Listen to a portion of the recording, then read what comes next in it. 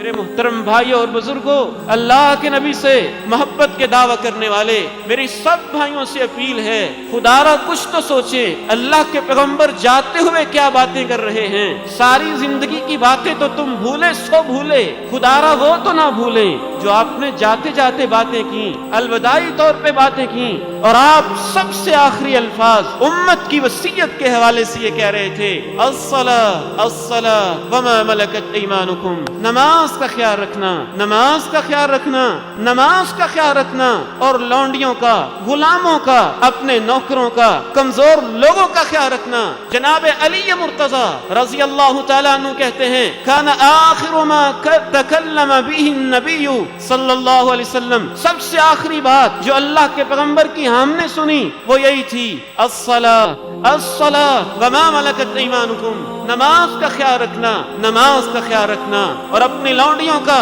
غلاموں کا خیال رکھنا۔ میں آپ سے پوچھنا چاہتا ہوں اس امت نے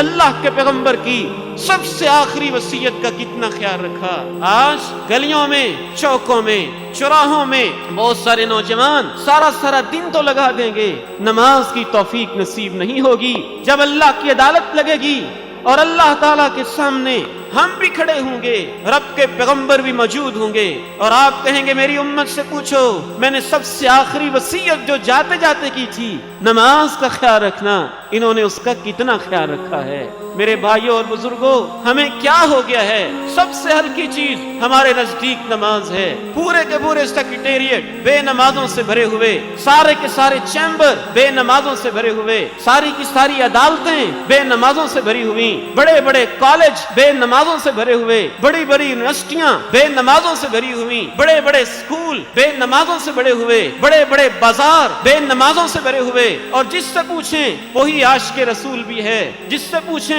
وہی محب رسول بھی ہے۔ اللہ سے ڈر جاؤ میرے بھائیوں، اللہ کے پیغمبر کی آخری وصیت جب آپ سے بولا نہیں جا رہا تھا اور آپ اپنے سینے کے اندر سے یوں بھرائی ہوئی آواز نکال کے کہہ رہے تھے، الصلاۃ الصلاۃ وما ملکت ایمانکم، نماز کا خیال رکھنا۔ سب سے آخری دیدار جو اللہ کے پیغمبر نے کیا سوموار کا دن تھا، صبح کا وقت تھا، کونین کے تاجدار آمنہ کے لال نے ہماری ماں حضرت عائشہ کے حجرے مبارکہ کے پردے کو یوں ہٹا کے دیکھا، صحابہ نماز پڑھ رہے ہیں، تبسم ضاحکا یا تبسم، اللہ کے پیغمبر مسکرانے لگے، میری امت بھر کی پونجی جمع ہے اور وہ وقت پہ نماز ادا کر رہے ہیں، بار بار یہ پوچھ رہے ہیں، نماز پڑھ لی ہے، نماز پڑھ لی ہے، نماز پڑھ لی ہے، نہیں انتظار ہو رہا ہے۔ تو اس کا اہتمام چہرہ انور سے آخری دیدار صحابہ کا کرتے ہیں، تو یہ مظاہرہ کہ نماز پڑھ رہے ہیں یا نہیں پڑھ رہے، دنیا سے جا رہے ہیں،